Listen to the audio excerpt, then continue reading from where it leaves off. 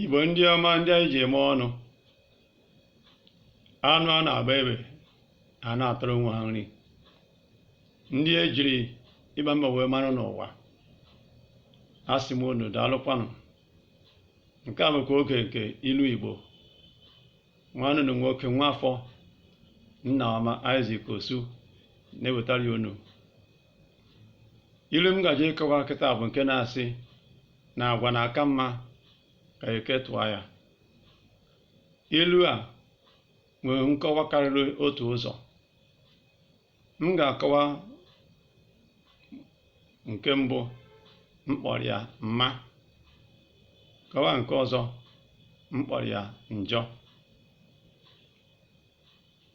Ilu a na-akọwa na iji maa atụ, ọ bụrụ na o nwere onye ma ọ bụ ezinụlọ ejiri ihe dị aṅaa bụ ezi ihe wee mara, onye ọbụla na-atụ anya na onye si n'ezinụlọ ahụ pụta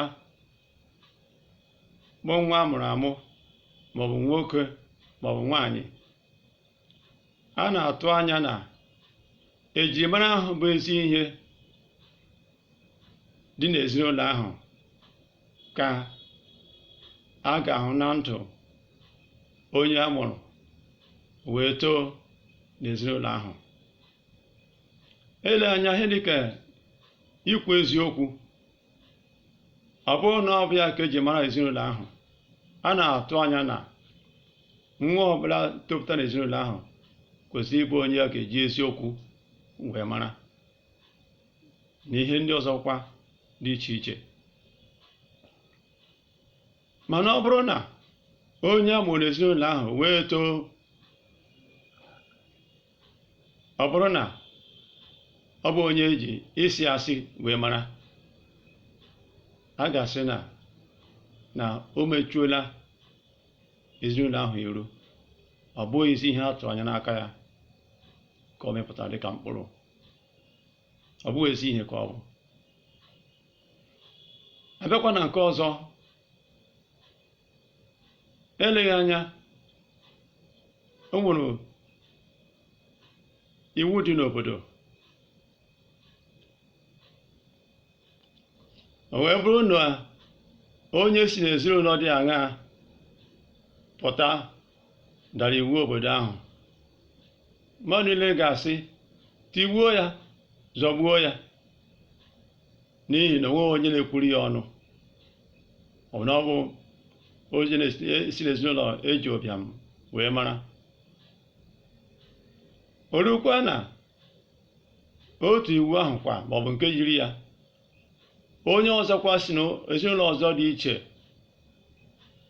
pụta dara otu iwu ahụ, onye ọbụla bịa o kulie tichasịa ike ya wee nawa be ya. Nwọdụ onye ụjọ ga-ekwe isi mee ya nke a o mee ya nke ọzọ. Onye ọbụla bịa were obi ya na-asị na agwa kakwana mma ka ọ bụrụ eke tụrụ ya, nke bụ na iwu a dara na ọ kakwa mma na onye dị otu a dara iwu a, maka na ọ bụrụ onye ọzọ asị tigbuo zọgbuo. Otu a ka ọ si dị. Ọ gaghị m n'ọnụ na ilu nke ahụ. Ilu nke ọzọ bụ nke na-asị ewere ụtụtụ tụtụwa atụtụ juo nkata. Ilu a na-akọwa dịka iji maa atụ, o nwere ọlụ buru ibu nke bụ na ọ dị ka ụjọ ọ na-atụ mmadụ ibido ọlụ ahụ. E wee kwuo na n'agbanyeghị ka ọlụ ahụ si wee buo ibu,